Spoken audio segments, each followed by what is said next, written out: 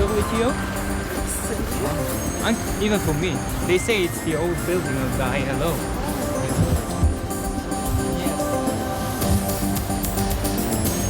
Hello there. Welcome. Bernie. I'm Marcelino. Nice to meet you. Follow me. Welcome to the WTO.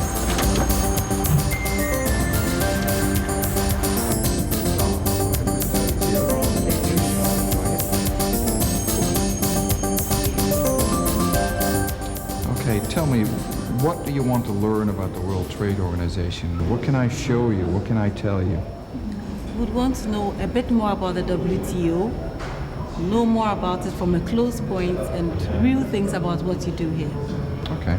Yeah, as long as we are inside, we would like to know some more details and something like criticism that are posed against the WTO, especially from NGOs or other kinds of organizations. Okay. First, you should know that the governments basically set up the World Trade Organization and therefore also deal with all of the business here. For them, it's important to come here, to negotiate, to deal with trade policy, and to ensure that the rules and obligations they signed on to continue to apply and are further improved. I mean, they meet on a daily basis, they come here all the time. They talk about technical issues, they talk about political issues. They talk about how they can improve the situation economically in their country, to improve investments coming into their country, to create more predictability and stability in the area of international world trade. Right now, actually, there's a meeting going on of the General Council, and this is the highest decision-making body of the World Trade Organization. So you came at the right moment. I'll suggest we're going to go and have a look inside. Shall we go? Okay.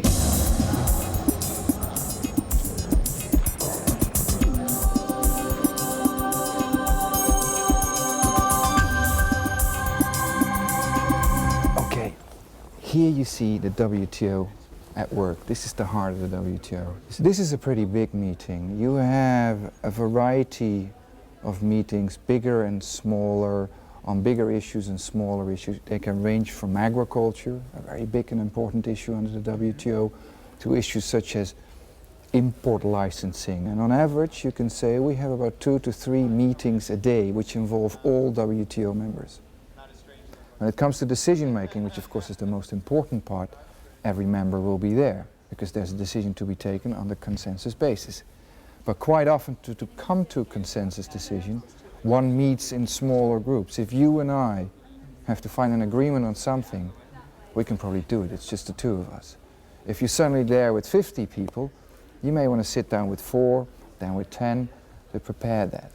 In order to smoothen that process, you meet in smaller groups and in bigger groups. And do they vote? They don't vote.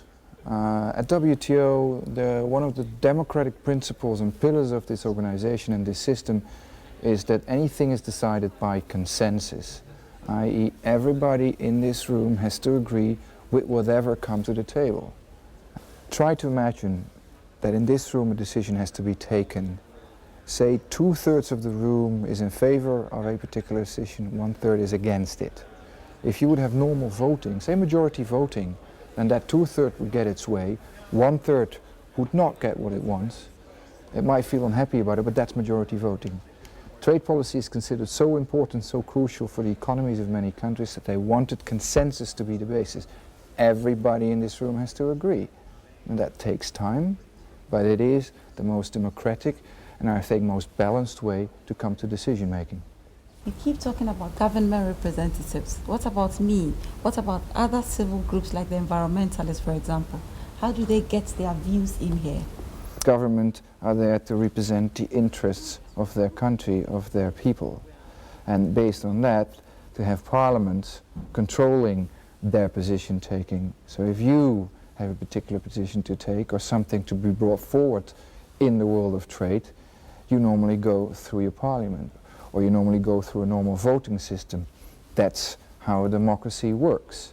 What would happen if you would open up this meeting or any other meeting to anybody who wants to come? It would be impossible to actually set some rules, and more importantly, to actually have people to live up to them.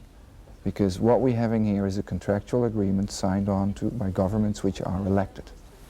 You and others have access to the system, but through your governments, they are the ones that are accountable to the individuals in their country. They have to be accountable towards their parliaments, and they have also to be accountable to non-governmental organizations, such as the environmentalists you refer to. But you don't have direct access because it's governments that put their signatures down. Okay, the meeting is starting right now. You may actually want to put your earpiece on to listen what was going on in this meeting.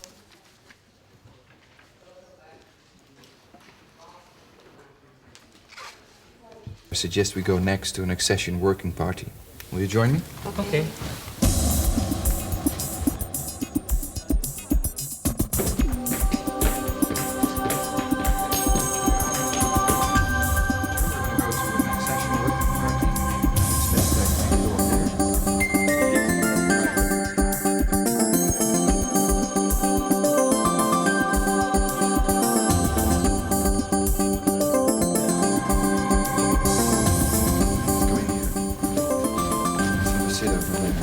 Is every country a member of the WTO? Actually, no. We're getting pretty close. The current coverage of the membership of the WTO is about 95% of world trade. That means that we're not yet universal, but we're getting fairly close to it. Over the last 4 or 5 years, quite a lot of countries actually joined the World Trade Organizations. There's still quite a lot of them are negotiating their access to these to the WTO. And the way to do is, as you can see or you will see in this meeting, is that countries negotiate. They sit down with the other members of the WTO and they discuss the way in which and on which basis they can become a member. You're actually in a meeting right now where you will see a country negotiating with other countries how to do that. Then why so many countries want to join WTO? The biggest and most important reason to become a member and to fall under the rules and obligations of the WTO is security. If you're an international country or international trader, you want to know when, how and where your products and services have access, regardless of the size of your country. It's basically a question of security and protection and predictability. By joining the WTO, you will fall under the rules that it has embedded in its agreements, and you will therefore know better how to do that. I mean, it's not an easy task. You have to negotiate, as you will see in this room. You're going to have to live up to obligations that the WTO has been subscribing for years now, and you're going to have to negotiate with the current membership of the WTO. But it's a question of predictability. Okay, the meeting is about to start, so I think we should leave, and I think we're all ready for a cup of coffee. So I suggest we go to the cafeteria. Okay.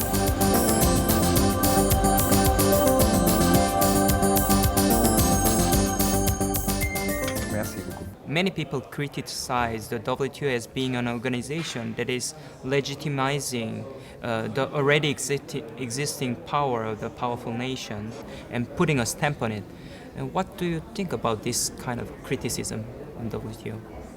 Well, I would definitely disagree with it, because what the WTO is trying to do is exactly the other way around.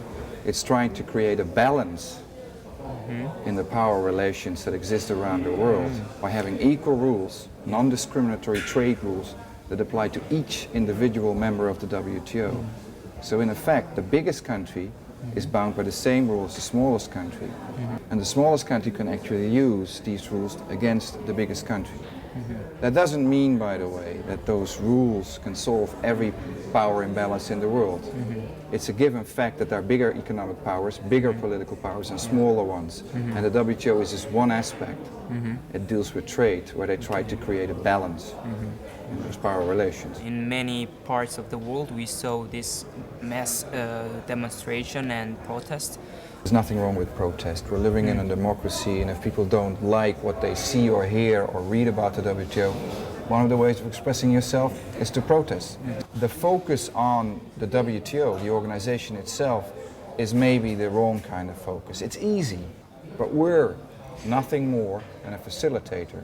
Some people say we're like a table around which people sit. Okay. We support our governments, we produce their documents, we help them out if they ask us to help them out, but the only thing we do is to facilitate them. Okay.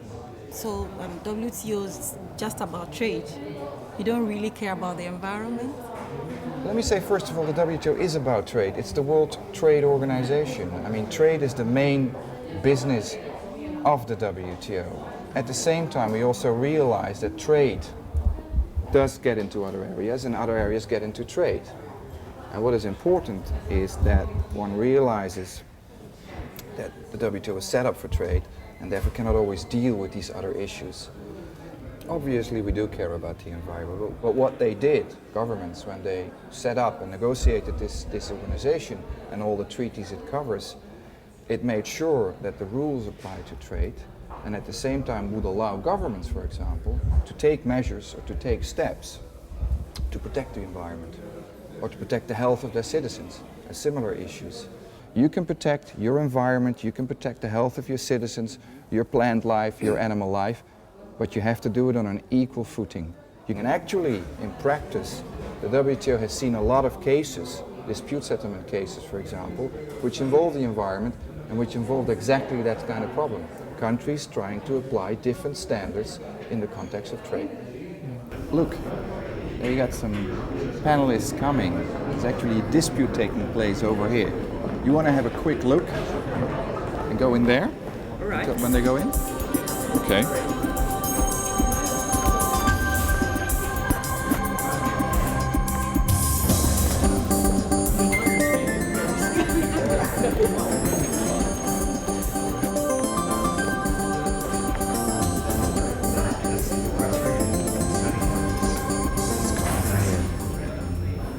Here you witness one of the most important functions of the WTO. It's the settlement of trade disputes between members of the WTO. This is actually a meeting of a panel, and the members of that panel are selected by both parties to this dispute.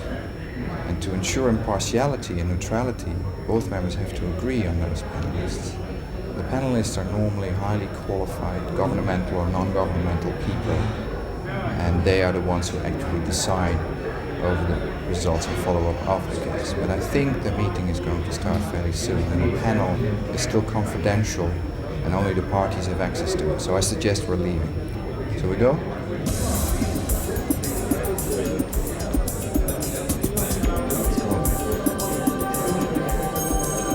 Okay, today, this dispute, the parties are actually going to present their case in front of the panel and make their arguments. And this is in addition to the written submissions they already provided to make their arguments and make their case. This is actually just about one of the 300 cases that were presented to the WTO since 1995. And I think this is a least developed country versus a bigger developed country making their cases today. And how many among these 300 cases are successfully solved by the WTO? Well, at the WTO there are two important stages when it comes to settlement of disputes. First, which is the most important one, is the consultations between the parties. If that doesn't work, they move into the second stage, where they're going to ask for the establishment of a panel, such as the one you're just in. That has to go through the dispute settlement body, which is a body that consists of all members of the WTO. That body, as the title states already, is there to settle disputes between members of the WTO. About 1/5 of the cases that have been brought to the WTO are solved through consultations, and I think that at present about 120 cases are still in the process of consultations. Preferably, we would like to see those cases solved in that first stage because it saves a lot of time and resources. I mean, if they don't agree in the consultation phase, then the parties to a dispute can actually ask for the establishment of a panel. Again, looking at numbers, about 80 cases have been settled through a full panel procedure. And if there's a settlement, the disputed trade measure is actually going to be implemented and changed. Finally, the very last stage in the process, if one of the parties disagrees with the ruling of a panel, it can actually go to the appellate body and appeal the decision of the panel. That appellate body will listen to the cases, will listen to the statements of the different parties, and then will come with a final and binding ruling upon the parties to the dispute. Can all countries make use of this dispute settlement system of the WTO? Oh yes, of course. I mean, it's accessible for all member countries of the WTO. At present, about 40% of the cases I think, have been brought by developing countries, and about 60% of the cases have been brought by developed countries. Wow, I always thought that the system was mainly used by developed countries. Well, it's true that developing countries have made less use of the system, and that's mainly due to a mixture of reasons. It can be economic interests, it can be costs involved, it can be lack of knowledge and expertise. That latter is actually the reason that some countries, some members of the WTO, have decided to establish and fund an independent advisory center on WTO law. That center provides its services and its lawyers to developing country members of the WTO to help them prepare a case, to help them defend a case, either at very low costs, and in the case of least developed countries, for free. This actually has improved the situation a lot, and you see more and more developing countries bring in cases to the WTO.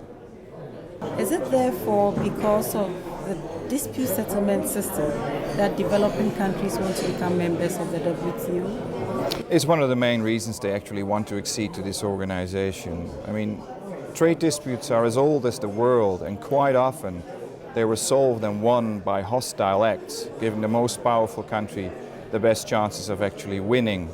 And that's where the WTO and its system comes in right now. It offers rights and obligations to everyone on an equal basis, regardless of the size and the power of the country.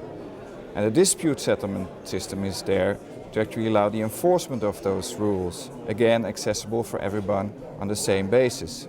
So regardless of the size of a country, regardless of the strength of a country, the rights and obligations, the privileges under the WTO are available to bigger countries, to smaller countries, on the same level and on a completely neutral level. Let's now go and see our chief economist, Patrick Lowe, and see if he can actually answer some of the questions you had on the relationship between economics and trade.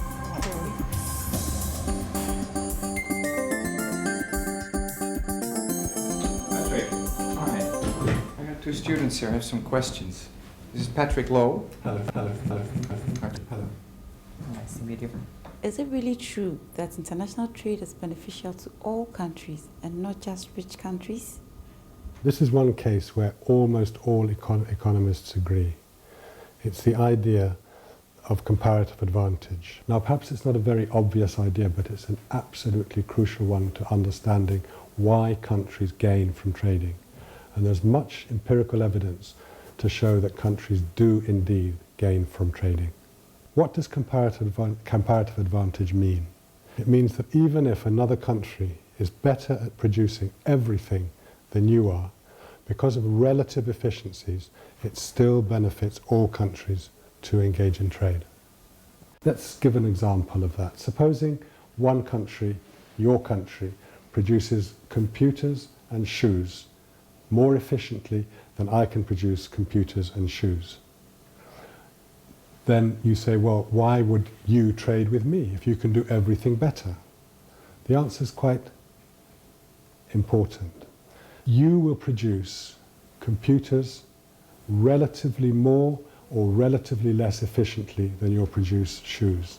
And the same will be my case. Supposing I produce shoes relatively more efficiently in relation to computers, then it will pay me to buy computers from you and to sell shoes to you, and it'll pay you to buy those shoes from me and sell me those computers. That is comparative advantage.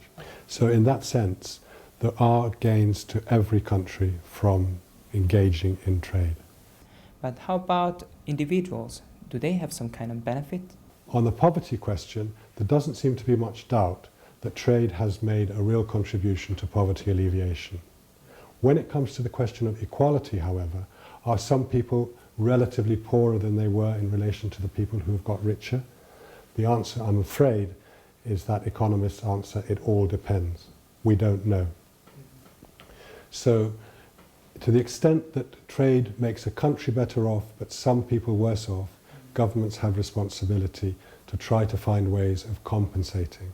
That's what social safety nets are for. That's what social policy is about. And that is the fact that some people are poorer, possibly after a trade liberalisation episode, and some people are richer, it doesn't mean that you shouldn't open up to trade, because if you don't open up to trade, the country's going to be poorer. But in case of some countries, if they have some economy that they should protect, that is too weak to open the market, isn't it protectionism sometimes good for their economy? I think that question is about the speed at which you open up the economy. If you believe that there are gains from trade, and as I mentioned a moment ago, most economists think that there are gains from trade, then the question is, since we also know that some people benefit and some people suffer, if you have a problem, whether it's economic or political, from the adjustment costs associated with trade, you might want to change the pace and do something more gradually. So to the extent that that is protectionism, I think it's a different kind of protectionism from the protectionism that would come from simply saying, I have a particular interest group in my economy and I'm going to protect that interest group regardless of the fact that the nation would be better off.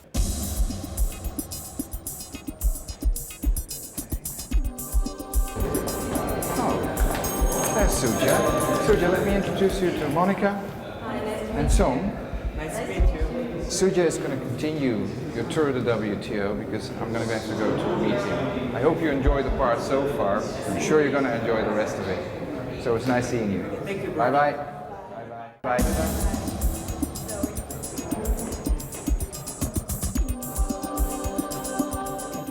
We're now going to meet Amina Mohammed, the Kenyan ambassador. She's now currently chairing the dispute settlement body, and she has kindly agreed to give us a few minutes of her time while she's rushing between meetings. Okay. Hello, Ambassador. Hello. This is Monica and this is Song. I'm taking them for a guide around the WTO. And it's wonderful meeting up with you because I think it's a wonderful opportunity if you could just tell them a little bit about the difficulties faced by small delegations. We have obviously several reasons why we cannot participate as effectively as possible. One is that we have very small delegations and we are not able to participate in all the meetings that are taking place at any one given time. There are 4, 5, sometimes up to 6 meetings each day. And therefore, if you have a delegation, like mine, that has only 3 people covering WTO, UNCTAD, and ITC, then obviously it's very difficult to participate effectively. But we try and do our best, and we rely a lot on the technical assistance and capacity building programs that the WTO offers, as well as UNCTAD and ITC. Do you think WTO makes trade fairer for those of us with smaller delegations? Well, I think that it's inclusive, it's transparent, at least more transparent than many other such institutions, and it allows us to participate. And therefore, I think that to a certain extent, we have to make our case. See, nobody else can make it for us. We do believe in the trading system and we want it to flourish. Thank you very much. Thank you, Ambassador.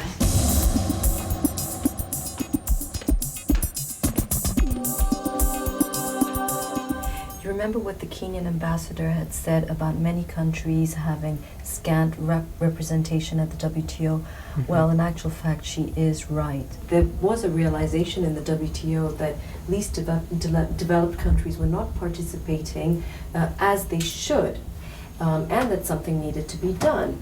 And what we do have here in front of you is the training program, whereby the objective is to enhance the negotiating capacity of countries.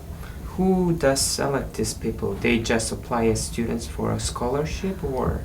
Well, in fact, it's the member countries who actually propose these people. And they're mainly government officials working already in foreign trade policy. But what they need to do is perhaps acquire a wider knowledge of WTO and the multilateral trading system. What are the courses about? What do they learn here? You can have very short and specialized courses. For example, there is a course on a dispute settlement mechanism, whereby there is a simulation of a dispute and the student is taken right from the start of the panel process to its end.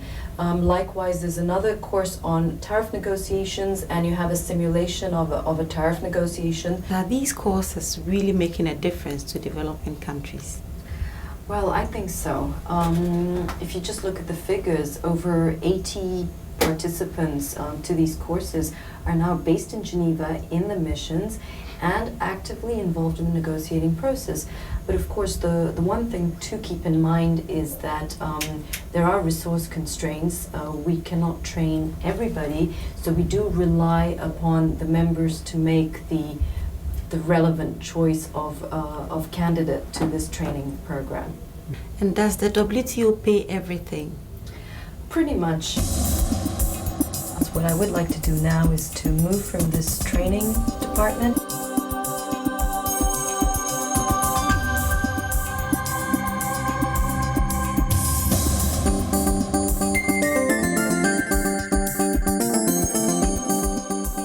We are actually a very small organization when you compare us with others. We work with about 600 staff members, and we also have a tight budget of 155 million Swiss francs.